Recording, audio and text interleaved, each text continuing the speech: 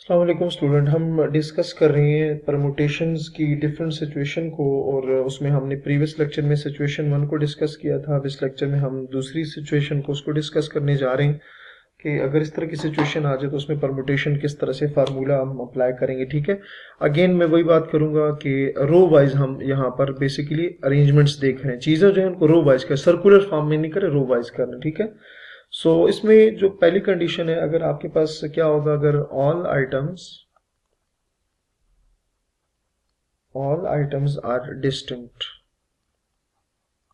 Again उसी तरह से कि जिन चीज़ों को आपने अरेंज करना है अगर वो सारे के सारे डिस्टिंक्ट मतलब डिफरेंट हो एक दूसरे से। और दूसरी बात ये कि एन आइटम कैन बी, कि an item can be repeated in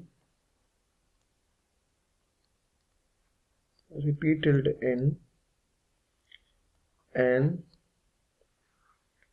arrangements called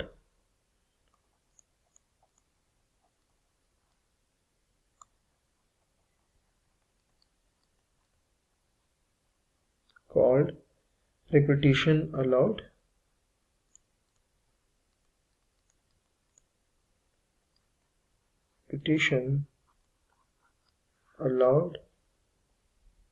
और विद रिप्लेसमेंट। ठीक है, और विद रिप्लेसमेंट का अगर वर्ड यूज हो जाए,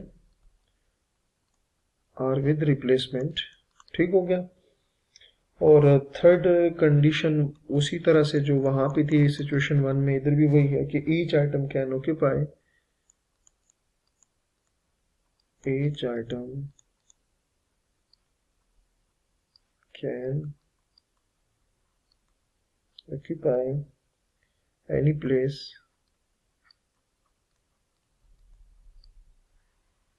in an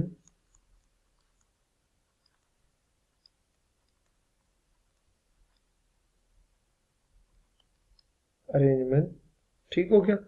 सो इस केस में जो फार्मूला बनेगा ना, फार्मूला स्टूडेंट हमारे पास होगा NPR परमुटेशन का। इस केस में जो फार्मूला होगा NPR वो इक्वल आएगा n raise to the power r। ठीक है, दोबारा से देख लेते हैं कि अगर आपके पास ऑल आइटम्स आर डिस्टिंक्ट हो और रिपीटेशन अगर आपको अलाउ हो, तो उस केस में जो परमुटेशन फाइंड्स करने का जो फार्मूला होगा वो आपके पास ये आ जाएगा। ठीक है, अच्छा जी, अब इसमें हम क्या करेंगे, एग्जांपल एक देख लेते हैं कि लेट्स से मेरे पास नंबर्स हैं 1 2 3 4 5 एंड 6। ठीक हो गया, ये मेरे पास नंबर्स हैं और इसमें से एट अ टाइम आपने क्या करने, 3 डिजिट्स नंबर फाइंड करने, 3 डिजिट्स, 3 डिजिट नंबर फाइंड करने हैं। ठीक है, और उसमें क्या है कि जो डिजिट्स हैं ये वाले, ये इसमें रिपीटिशन अलाउ है। क्या है, रिपीटिशन अलाउड है। मैं यहाँ लिख भी देता हूँ कि रिपीटिशन अलाउड। पिछले एग्जांपल में हमने देखा था कि रिपीटिशन नॉट अलाउड थी, तो अगर यहाँ पर रिपीटिशन अलाउड, अगर रिपीटिशन अलाउ कर दी जाए, ठीक है, तो उस केस में क्या बनेगा, कितनी परमुटेशंस बनेगी।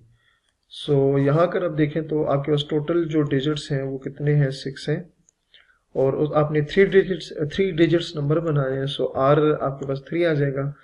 फार्मूला अभी आपको मैंने बताया था, फार्मूला क्या है वो ऊपर लिखा हुआ है, NPR मतलब 6P, और R आपके पास 3 है, N मतलब 6, R मतलब 3।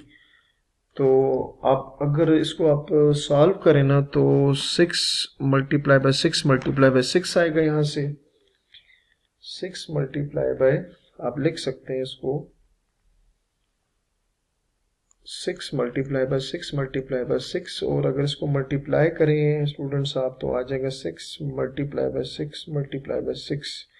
तो ये आपके पास क्या आ जाएगा, 216 नंबर्स बनेंगे। ठीक हो गया, मतलब ये हुआ कि अगर आपके पास 6 डिजिट्स गिवन हो और वो डिजिट्स जो है वो रिपीट हो सकते हो, ठीक है, डिजिट्स जो हो वो रिपीट हो सकते हो, और आपने उसमें से 3 डिजिट्स नंबर बनाने हो, तो वो कितने बनेंगे, 216 बनेंगे। ठीक है, इसको मैं इस तरह से एक्सप्लेन कर सकता हूँ कि लेट्स से अगेन मैं नंबर लिख देता हूँ 1 3 4 5 एंड 6, आपने 3 डिजिट्स नंबर बनानी है।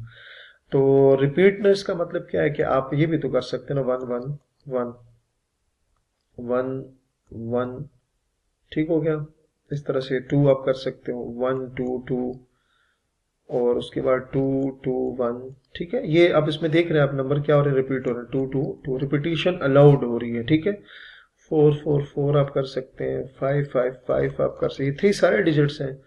उसके 6 6 6 आ सकता है, ठीक है। 5 5 6 कर दें, 6 5 5 कर दें, तो इस तरह से कितने बनेंगे आपके पास इस तरह के जिसमें डिजिट्स रिपीट हो सकते हो। तो ये स्टूडेंट आपके पास कितने आएंगे, 216, ठीक है। 216 आपके पास टोटल जो अरेंजमेंट्स है 3 डिजिट्स नंबर की, वो आपके पास बन जाएंगे, ठीक हो गया।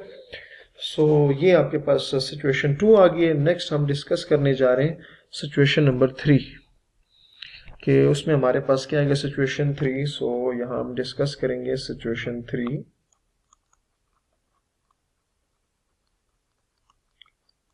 सिचुएशन 3 अगेन हम इसको रो वाइज अरेंजमेंट देख रहे हैं, और सिचुएशन 3 में हमारे पास किस तरह से सिचुएशन होगी कि for N non distinct, for N non distinct items out of which n1 are of one kind, n2 are of another kind,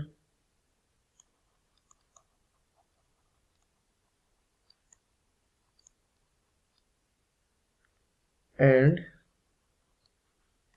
n1 plus n2 up to so on plus nk is equals to n. The number of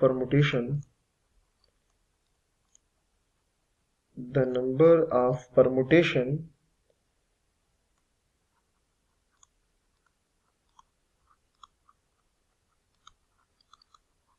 of all